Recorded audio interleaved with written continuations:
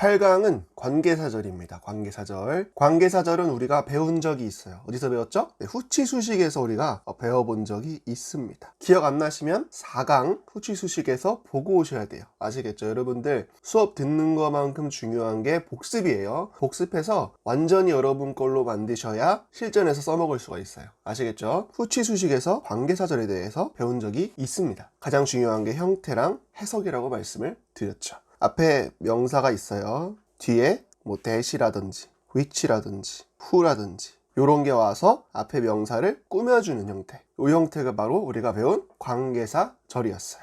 해석 방법은 뭐였죠?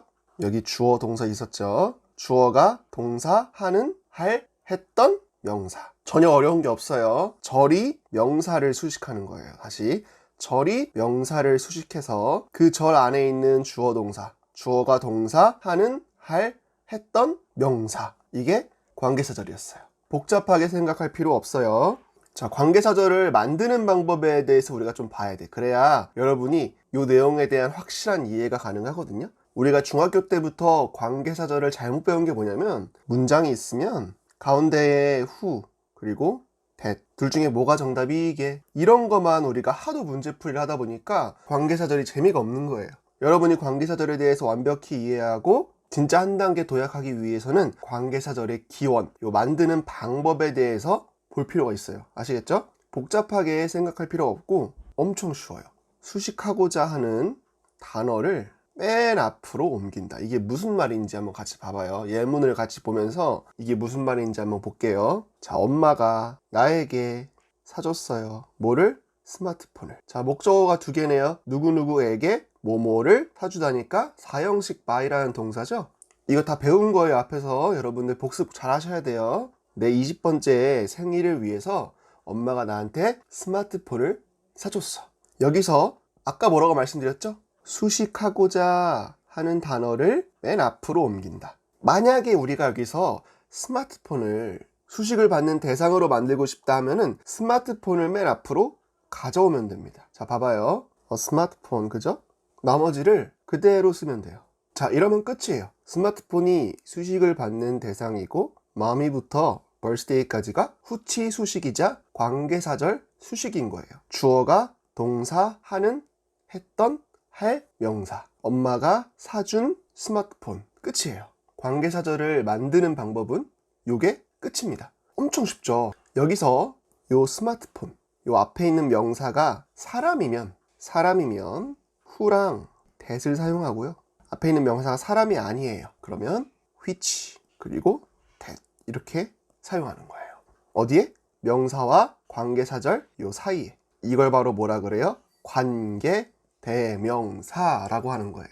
아시겠죠? 자, 쉽게 얘기해서 관계사절을 만들 때는 수식을 받고자 하는 거를 맨 앞으로 뽑아주고 나머지를 그대로 써주면 된다. 이렇게 되면 관계사절이 만들어지는데 여기서 스마트폰이라는 명사가 바로 수식을 받는 대상이고 뒤에 관계사절이자 후치 수식으로 꾸며주고 있다. 형태 뭐예요? 주어가 동사, 하는, 했던, 할, 명사. 엄마가 사준 스마트폰 이렇게 쓰면 되고 요 명사랑 관계사절 요 사이에 뭐가 들어갈 수 있어요? 관계 대명사가 들어갈 수 있다. 관계 대명사 뭐라고 말씀드렸어요? 사람이면 who랑 that이고요. 사람이 아니면 which나 that을 쓸 수 있다. 쓰지 않아도 상관이 없습니다. 오케이? 자, 그거에 대한 내용입니다. 수식을 받는 대상이 사람일 경우 who나 that을 쓴다. 수식을 받는 대상이 사물일 경우 which나 that을 쓴다. 선생님, that은 아무데나 막 들어가네요. 네, 맞아요. 잘 모르겠으면 that 쓰면 거의 맞습니다. 수능 수준에서는 여러분이 그냥 무조건 that 쓰면 거의 다 맞아요. 아시겠죠? 거의 95% 이상은 맞아요. 단 주어를 수식할 때는 관계대명사가 필수다. 아까 선생님이 관계대명사 뭐라 했어요? 생략할 수도 있고 쓸 수도 있다고 말씀드렸죠? 근데 만약에 우리가 수식하는 대상, 여기 스마트폰이 뭐예요? 목적어죠. 목적어가 앞으로 나가서 관계사절이 만들어졌죠. 이럴 경우에는 써도 되고 안 써도 되는데 만약에 수식하고자 하는 대상이 주어일 경우, 예를 들어 요 맘이 엄마라는 주어를 수식받는 대상으로 만들 경우에는 관계대명사를 무조건 사용해야 한다. 자, 볼까요? 엄마가 그대로 내려오고 나머지도 그대로 내려오기 때문에 이 문장 자체랑 똑같죠? 이 상황에서 우리가 요 마미를 수식을 받는 대상으로 만들어주고 싶다. 이런 뭐라고요? 뭐를 넣어야 돼요? 관계대명사를 활용을 해야 된다. 이때는 무조건 들어가야 된다. 자, 수식받는 대상이 사람이니까 who나 that을 사용해주면 되겠죠? 이때 주어를 대신해준다. 이래서 우리는 주격 관계대명사라고 부릅니다. 마미는 마미인데 어떤 마미예요? who, 누구? bought me, 스마트폰을 사준 엄마. 주어가 동사, 하는, 할, 했던 명사. 스마트폰을 사준 엄마. 이러면 되겠죠? 너무 쉽죠? 이게 관계사절이에요. 그러니까 우리가 중학교 때, 고등학교 때 관계사절을 배울 때 학원에서 who가 들어갈까, that이 들어갈까, 아까 말했지만 뭐가 들어갈까요? 해서 맞춰보세요 라고 문제풀이 형식으로 계속 배우다 보니까 이 관계사절이 와닿지가 않는 거예요. 앞으로 여러분이 수능 지문에서 볼, 기출문제에서 볼 관계대명사, 관계사절은 다 이 범위 안에 속하는 거예요. 요게 기본입니다. 아시겠죠? 선생님, 이거 알아서 뭐가 좋아요? 말했지만 여러분들 글을 보는 시야가 달라집니다. 두 번째, 동격의 that과 구별을 해야 돼요. 여러분들 지난 명사절에서 선생님이 뭐라 했어요? 동격의 that과 그리고 관계사절의 that과 어떻게 구별할 수 있는지 관계사절 할 때 설명해 준다 했죠. 그죠? 두 개의 생김새가 너무 비슷해서 구별이 안 돼요. 자, 두 개의 형태를 보시면 뭐예요? 명사 있고 that 있고 주어 있고 동사 있고 명사 있고 that 있고 주어 있고 동사 있고 똑같이 생겼어요. 대신에 동격절 같은 경우는 뭐예요? 완성된 문장이다. 그리고 가장 중요한 거는 내용이 있어요. 내용이. 요 명사에 대한 내용이 있다는 게 동격절의 특징입니다. 요 명사랑 that 이하의 문장과 같다. 이래서 동격절이에요. 그렇기 때문에 that 이하의 문장에서 무조건 명사에 대한 설명이 있어야 돼요. 오케이? 자, 관계사절은 미완성 문장이고 내용이 없어요. 요 that 이하의 문장에서 명사에 대한 내용이 없고 수식, 단지 후치 수식이죠. 관계사절은 후치 수식이라고 말씀드렸어요. 수식의 개념이다. 자, 이해하셨으면 문제, 여러분이 앞에 선생님이 설명한 내용을 이해했으면 풀 수 있어요. 요 that절은 동격절일까요? 관계사절일까요? 한번 여러분이 해석하고 판단해 보세요. 시작! 정답은 동격절입니다. 동격절은 뭐라 했어요? 앞에 명사랑 뒤에 that절이랑 같은 내용이다. 뒤에 that절에서 앞에 팩트라는 명사에 대한 설명이 있어야 된다. 그 팩트, 사실이죠. 사실은 사실인데 어떤 사실? 그가 President of United States 뭐예요? 미국 대통령이라는 사실. 이 사실에 대한 내용이 that절에 나와 있죠. 그러니까 동격절이에요. 자, 두 번째 해석하고 풀어보세요. 시작!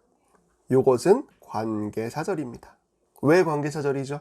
that 이하에 대한 내용이 같은 사실은 사실인데 이 사실, 이 팩트에 대한 내용이 없죠. 이 팩트가 뭔지 설명하는 게 아니라 뭐야 이게? 그가 우리에게 알려준 그러한 사실.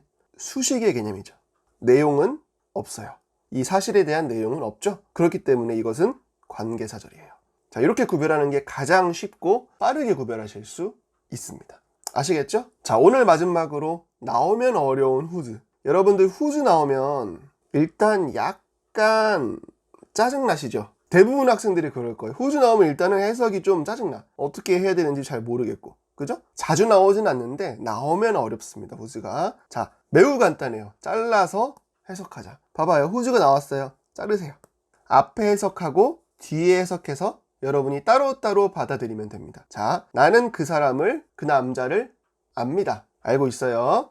그 남자의 아들은 내 수업을 듣습니다. 끝이에요.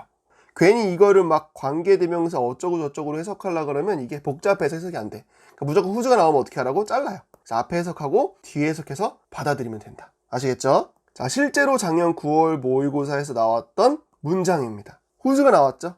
어떻게 하라고? 자르라고. 잘라서 앞에랑 뒤에랑 따로따로 받아들이면 된다. 자, 케어가 어떻게 해야 된대요? 행해줘야 된대요. 셀렉트 하면 선택할 때. 그러니까 피고용인들을 고를 때, 일할 사람을 뽑을 때 아주 조심해야 된대요.